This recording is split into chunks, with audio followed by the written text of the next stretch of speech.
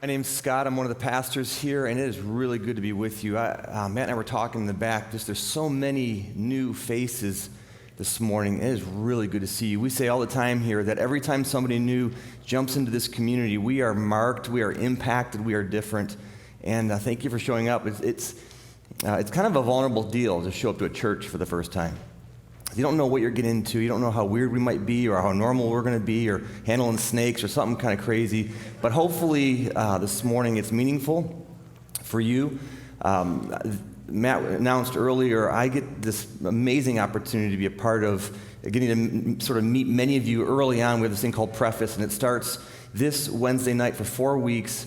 For 4 Wednesday nights, for about an hour and a half, we get to sit in a space and ask really good questions of each other and get to know each other. And so if you're sort of kicking the tires of this community, if you're inquiring about who we are, maybe at some deeper levels, you want to meet some other folks who are on the same journey you might find yourself on, please sign up to be part of Preface. I'd love to have you join in and jump in for this Wednesday night. I'd love to get to know you a little bit better, and maybe coffee or lunch, or just to kind of hear more of who you are and your story. So if you would, please sign up and be a part of that with us this Wednesday night. So this series that we're in is this series called Wild Recollection, and it's kind of rooted in this idea of navigating all the things that are about the environment, about our earth, about our carbon footprint. And if I can be completely honest, I feel overwhelmed with today's conversation. Frankly, I feel deeply underqualified to have to say anything about it whatsoever. And so I think part of that for me is not only is there so much going on out there in terms of story, in terms of what people are saying is the real problem. And everybody has so many different opinions and different takes on it. And not only is the story so much bigger, I think, than most of us understand or can read in one book or in one documentary, but also we're the perpetrators, right? We're consumers. We're users. I drive a car that puts carbon into the air, right? I have a house that has windows from like 1925. You know, like everything I do at some level is part of the problem. And so I stand here with incredible humility and feeling unqualified and as a perpetrator. And so the question is then what do we do with all of this? And I don't know if I definitely don't have the answer, but I think I have maybe an answer, a way in which we can begin to sort of grapple with, and I'm sure many of you have been grappling with this for a long time, what it means for us as humans living on this planet, and how do we engage it, and how do we live into it with all that is flying around. So for myself, the best thing I think I can do is maybe start a narrative, and it's how I see my reality. I see who I am through story. I'm a husband, I'm a father, I'm a pastor at a church, I'm a business person. I'm an American with all those nuances and all those challenges, right? I'm a global citizen. And I see myself in these different stories, in these different narratives, and they help me sort of make, something of meaning in terms of who I am and how I exist. And the same thing is true when I think of our planet, the earth, the environment. The only way I can really go after it is to understand the narrative, how I fit into it, what's really going on or what might be going on. And so I find myself looking at this series, a talk like today, and here's the deal. I'm not going to have a clean resolve at the end. 30 minutes from now, I'm not going to have this sort of nice, neat bow of do these 3 things and everything sort of works out. It's just not going to be that way today, and so if I can kind of speak into that. But what I am doing, hopefully, at least for myself I'm doing this, is I'm creating a story, a narrative, something I can sink my teeth in and say, you know what, this is the reality with which I'm going to live into. Because I have to, right? I can't fully control all that's going on, so all I can do sometimes is live into it and lean into it. So, I don't have this simple, clean fix for you, but what I'm wondering is if I can sort of call out a couple of chunks of what I see this story and this narrative sort of evolving, at least for myself, and I think it might be true for you guys. I wonder if sometimes we really like drama, right? And we like it so much that we like to see ourselves in terms of the world coming to an end, right? You watch the news, and it's a brutal place to exist at one level, right? We have a war going on in Europe that is controlled by this dictatorial, crazy person that could push a button and end all that we know. That's a reality we're living with right now. And then everything else kind of falls underneath all of that. I mean, the environment and weather and fires out west, all this. Our neighbors have a house, they have a family cabin out in Arizona, and it burnt to the ground the other day. So these fires are happening. There's crazy stuff going on. But I think sometimes we get sucked into the drama of it. Because is it possible, yes, the world is crazy and there's a lot of bad things going on, but is it possible there have been some also amazing things that have happened? That over the last 40 years, we've seen things happen that we have never seen in the existence of our humankind. What we've come to learn is that educating women is one of the biggest liftings out of poverty one or a country or a community or a city can experience. One of the greatest predictors of a society's future economic health is to see how they treat women. This is something that's a relatively new phenomenon, tragically so. But as countries are evolving, as they're moving into a healthier space, what they're finding is one of the most effective ways to do that is to honor the sisters in that space. Smallpox and malaria have been virtually wiped out all over the globe. That's a big deal. That's a huge deal. I remember about 11 years of age, sitting down, watching, the news was on in my home growing up sometimes, and there was a story about this new disease that sort of came online called HIV/AIDS, and it had the potential of wiping out all of humankind. And what we now know is you can live with it actually quite well, and it does not have the impact that it once had. The technology, the evolution of how we've come to navigate something potentially so massive. India and China, I didn't know this. India and China has one of the largest greened areas in the world that is relatively new. It's equal to that of the Amazon, and arguably has a huge impact on our environment. Global hunger, just 20 or 30 years ago, was massive. And what we see today, it is virtually eradicated except due to political oppression where the food is not being given to their people. So we're seeing this whole evolution of humankind moving in really meaningful ways. This was interesting. The fastest way out of an environmental problem is to burn coal instead of wood. 1.6 million kids die each year because of illnesses due to wood burning inside their homes. So I was in Malawi, Africa a few years ago, and got to meet some really neat friends there and make some great relationships. And the homes with which they live in, they literally put a fire in the middle of the floor and put a hole in the roof, and that's how the smoke sort of leaves the space. But in the meantime, the house is full of smoke. They live there, they sleep there, they eat there. And I saw this in a real way. There are more trees, this is interesting, there are more trees in the Western Hemisphere today than there were 100 years ago. Well, why is this? Because we burn coal today, not trees. Poor economies burn wood, not coal. Now, I'm not here to say coal is a fix-all, because we know that's tragic as well. The point is, we are in a different place today than we were 30, 40, 50 years ago. Part of our narrative is not everything is unraveling. A lot is unraveling, but maybe there are some meaningful things that are happening. Medicine and technology and globalization have changed everything. It's complex, right? It's frustrating at times. I mean, maybe we've solved the smallpox problem, but we've got COVID instead, right? Some argue it's due to overpopulation. My vegan, vegetarian friends say it's due to eating meat. Who knows why it's all happening? But what has made us so good at fixing some of the global issues the last 4 or 5 decades is why we are incredibly productive and efficient. That we know how to take something and build it and make it work really, really well. And rooted in the environmental problem we have today is our obsession with productivity. Arguably, we are not a financial superpower, but a productive superpower. We have the ability to take an idea to implementation in weeks and months and then distribute it globally. That's massive. That's amazing. Think the phone in your hand. Months ago, it's possible that phone didn't exist. The concepts and the ideas of that phone didn't exist. Several months ago, somebody sat down, went to the drawing board with it. New chips were manufactured in some other factory. Mines around the world were being extracted. The elements that apparently are in your phone were being extracted from that mine.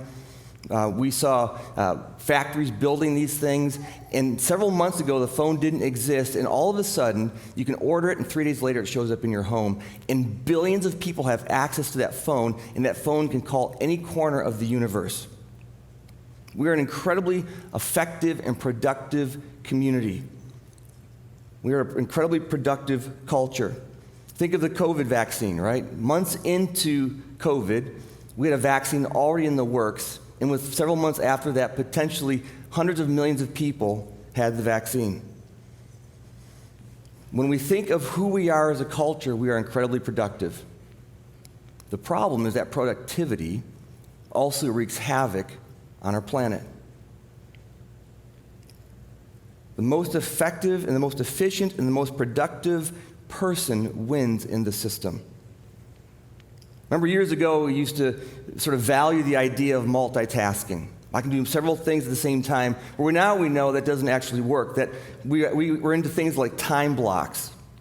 These are people who are highly effective, and they'll take 90-minute chunks 3 or 4 times a day, and they will focus on one thing, and that's called time blocking. This idea that we are effective and we are efficient. It's a culture that we live in. I wonder if our work here at Watershed is different than that. After all, we are a worshiping community. People have been drawn together in this following of this way of Jesus that creates a particular form of existence that is different than being effective or productive. After all, Jesus was a lot of things, but productive he was not. Efficient he was not. The narrative of the Christian story, the narrative of Jesus is to go after the one and leave the 99 behind. That's kind of backwards, right? Because wouldn't it make more sense to say, well, you know what, I better stay back and protect the 99. If one goes, then that's the cost of work. But in the Jesus economy, it's different. It's not about being effective or productive or efficient.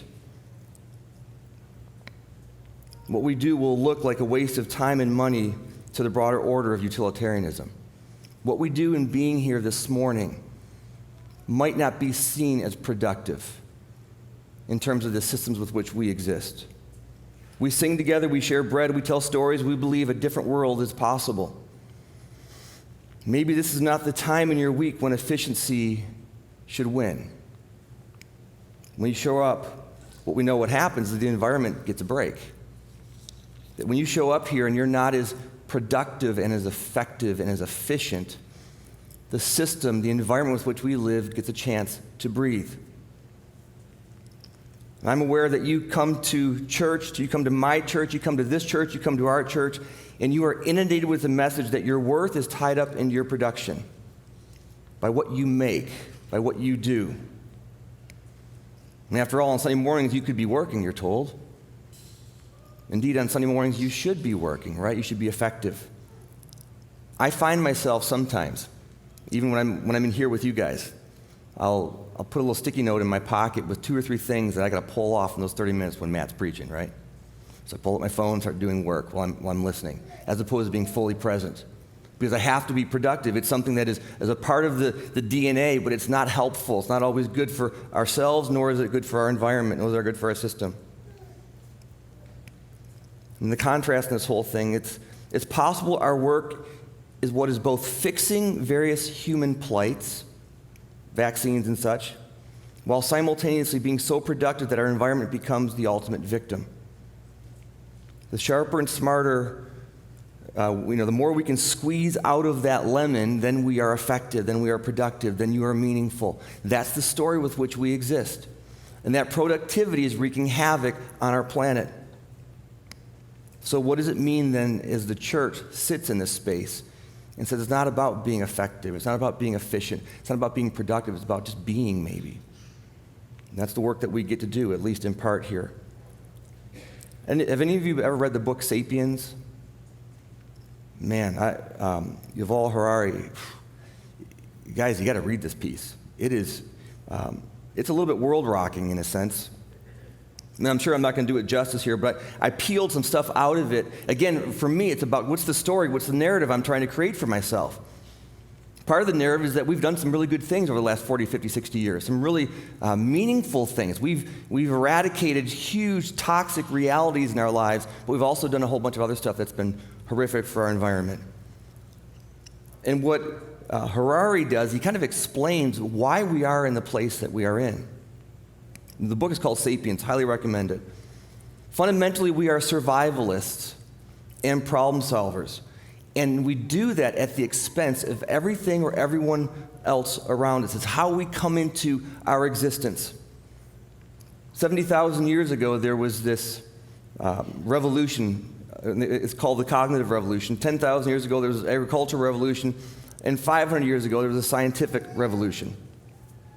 And these revolutions have empowered humans to do something no other form of life has done, which is to create and connect around ideas that do not physically exist. This is quite fascinating. Ideas like religion, capitalism, politics, that only humans, sapiens, have ever been able to gather a concept or a thought, bring it together, and move huge populations based on something not physical, purely a concept, purely a thought. These shared myths have enabled humans to take over the globe and have put humankind on the verge of overcoming the forces of natural selection. These shared myths, or narratives I like to call them, move entire populations and groups simultaneously. Think democracy, think Islam, think putting a man on the moon. These ideas have coalesced whole groups of people. Apparently, you and I have the ability to have relationships with about 150 people, no more than that. That's the max. The best you're going to sort of network is 150 people. You're going to have some deeper and more surfacey relationships, but that's the most you're ever going to have, humanly speaking, so we're told.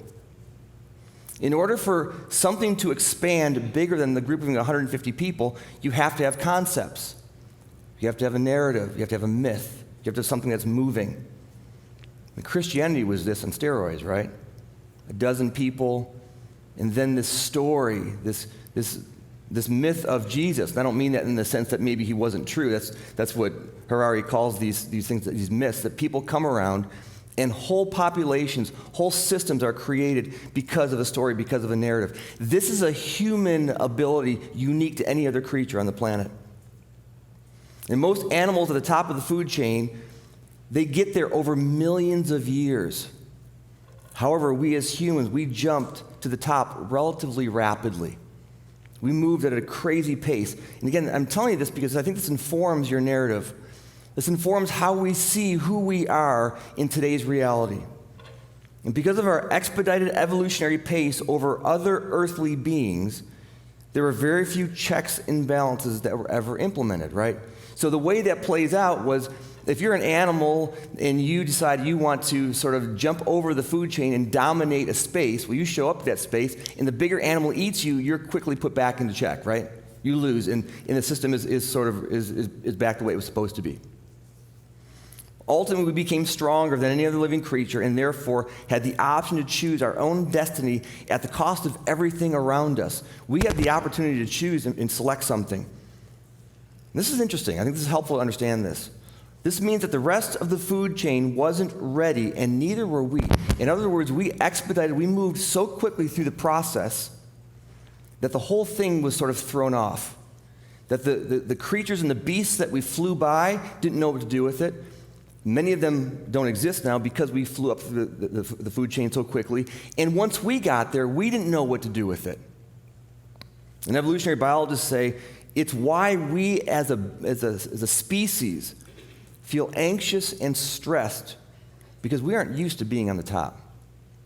We aren't used to being, in terms of the existence of humankind. The universe is supposedly 4.5 billion years old, and really we as a presence are only about 70,000 years here in terms of having a sense of an awareness. It's a little bit like giving your 8-year-old child the keys to the Corvette. He's thrilled, right? He gets in the thing, maybe he knows how to start it. He takes off, he's having the time of his life. He gets on the thruway, and all of a sudden he's freaking out. Semi-truck's blowing by. He doesn't realize what kind of power he has. He doesn't know what to do with the power. And so what began to happen is we became these these sapien ecological serial killers. It was interesting. This whole book was so interesting to understand because we are formed from this space. So many thousands of years ago, tens of thousands of years ago, there were very few of us, but we were on this earth. And apparently, due to ice ages and a whole bunch of other different reasons, we could walk much of the planet. We apparently came out of Africa. We jumped into Eurasia, up into like the former Soviet Union, Siberia, and we came down into the Americas, went to Australia. They talk of the first time humans entered Australia. There were 6 known massive beasts, apparently, that they've been able to dig up the remains of, like sloths at many thousand tons, this author's writing. And apparently, every time humans entered a space where they were threatened by some kind of beast, humans would eradicate the beast. Why? Because they were smarter, right? They knew how to start a fire and burn a field and kill the animals. They knew how to make weaponry out of stones. So they would encroach a space and wipe it out. Time and time again, everywhere a human would go, the beasts that were threatening to our species would lose. Again and again and again. We see it over tens of thousands of years. And so I wonder, when you stop and think about it, baked into our existence, baked into who you and I are, is to show up somewhere. We're anxious, we're nervous, we're afraid, we fear, and we show up and we decimate. We do everything we possibly can to control the environment around us. Obviously, we want to survive, we want to live. It's part of who we are. We show up to a space and we threaten it. We are born with a defensive posture. It's how we see our reality. And what makes it so hard for us to be considerate of the environment is that we are hardwired and threatened by her. Do you understand that? That we see this system as somehow a threat to us. Is it possible to reverse that kind of course?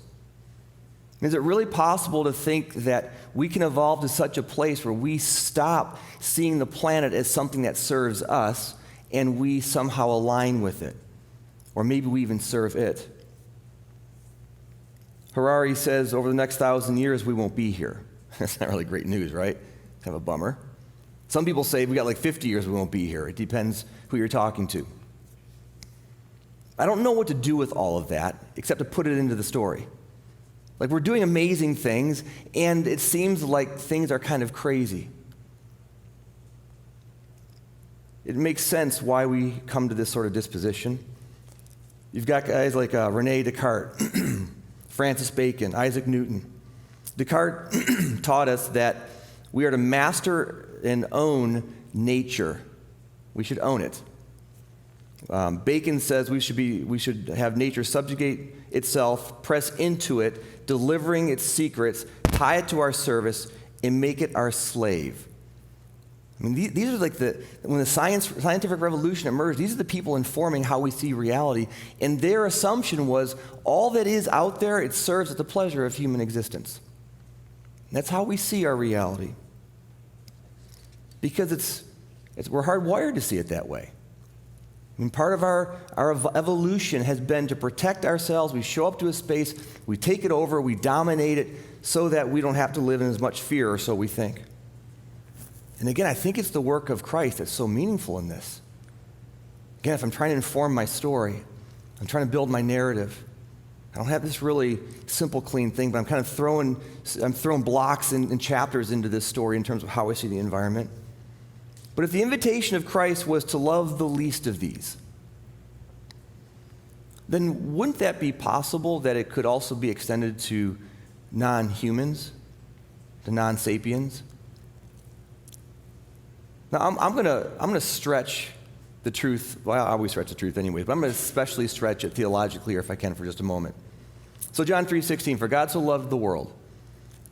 Well, the assumption is there that when John's writing that, He's speaking of you and I, the world, the massive population, which is true. The cosmon is the Greek word there, and it's the entire human race. That John 3:16 says, "For God so loved the cosmon," the entire human race. That's actually very true. That's very accurate.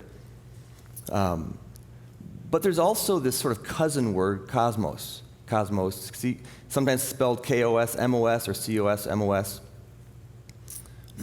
And this word cosmos we see in John 1. In the beginning was the Word, and the Word was God, and the Word was with God. It's this really Greek philosophical stuff that basically says that the cosmos we call it the Christ, some. We call it spirit, some. It's this essence, it's this thing that's holding all together. It's the universe. It's all that is. So could it also be said, or could it be read, John 3:16, "For God so loved the cosmos." He loved all that is. Not just us, but everything that was created. For God loved the planet and trees and rivers and horses and dogs, and not cats, but in dogs, right? I mean, is it possible that there's central to the Christian story? And so again, I throw this into the chapter of the book that's informing how I see my reality. Central to this story is this place that it's inviting us into an evolved way of looking at things. That maybe our DNA says literally we show up and we protect ourselves, and we're at the cost of everything else around us as long as we're safe. That's what our DNA says for us to do. That's how we're hardwired. But maybe the way of the Christ is saying, no, what does it mean to show up and to love all things? Not just people, of course. Not just those who are a different socioeconomic status, of course. Well, but not just that. What about the creation that actually has been given to us to not even just to sort of, I think the assumption is we kind of have the planet to sort of, we get to take care of it. Not even that, we get to rest into it. We get to be part of it. And here's the irony of it. We unconsciously fear this thing, this planet, this existence, and so we try to rein it into our own control. But in the end, the earth will have her way. I mean, it just will, right? It just will. I don't know what that means for us, but as long as we push up against it, she'll have her way. Taryn reminded me this week of a song that we often sing here. It says, "We have no sorrow, the earth cannot heal." Again, the irony of it is the earth does not want to fight us on this stuff. Right? And that sounds kind of weird, me even saying that, but it's something that we've been invited to be a part of, not to oppress, not to dominate, not to lead, not to control. But easier said than done, right? I don't have a solution for what that looks like. I was in the backyard last Sunday afternoon. Last weekend was a great weekend. We had Dr. Robin here, and just some really good time and some great conversation. And it was Sunday afternoon, and I was tired, and I was just kind of resting. I was sitting in my backyard. Nobody was home.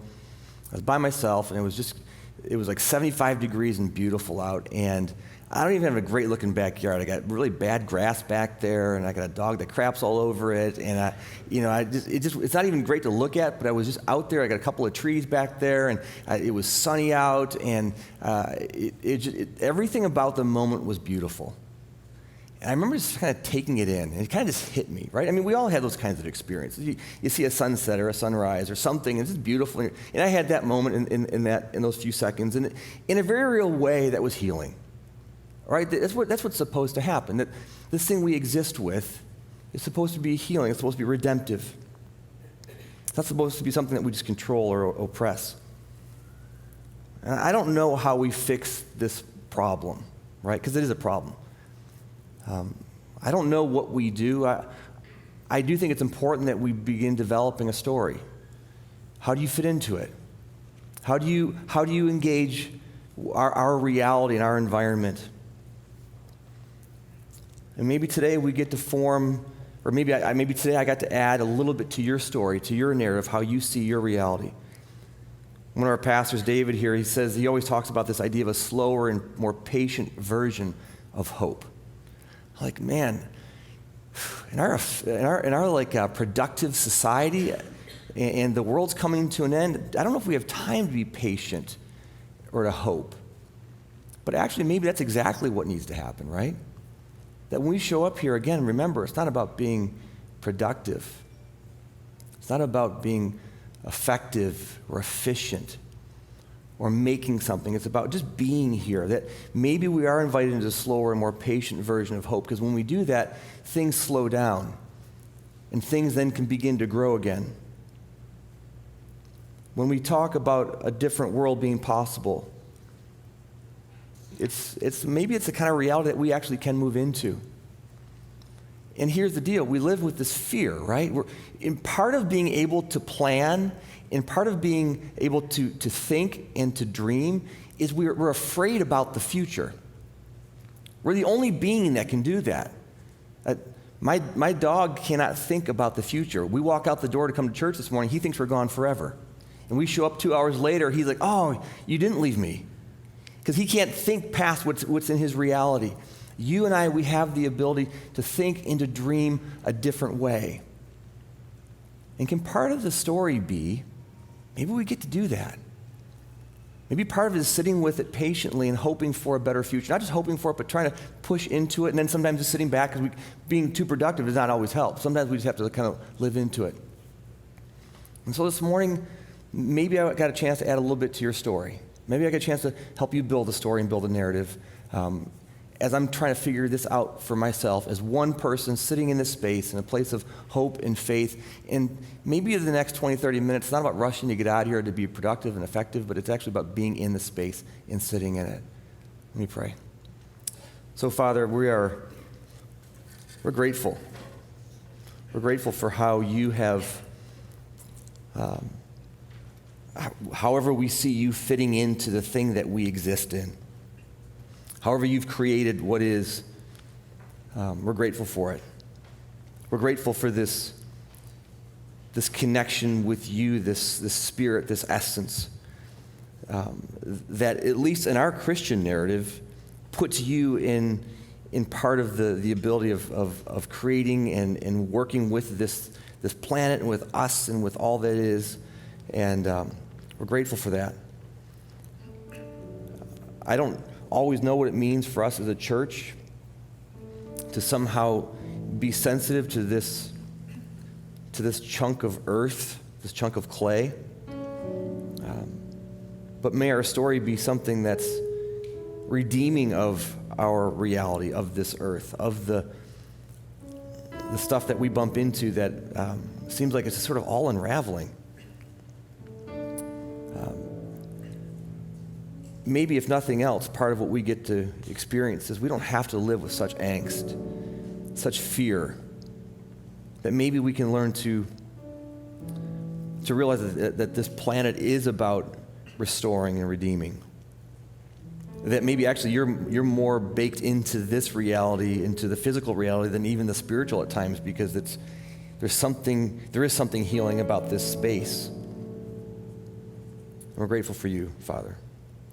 We're grateful for the work that you allow us to be a part of. We pray this in Christ's name. Amen.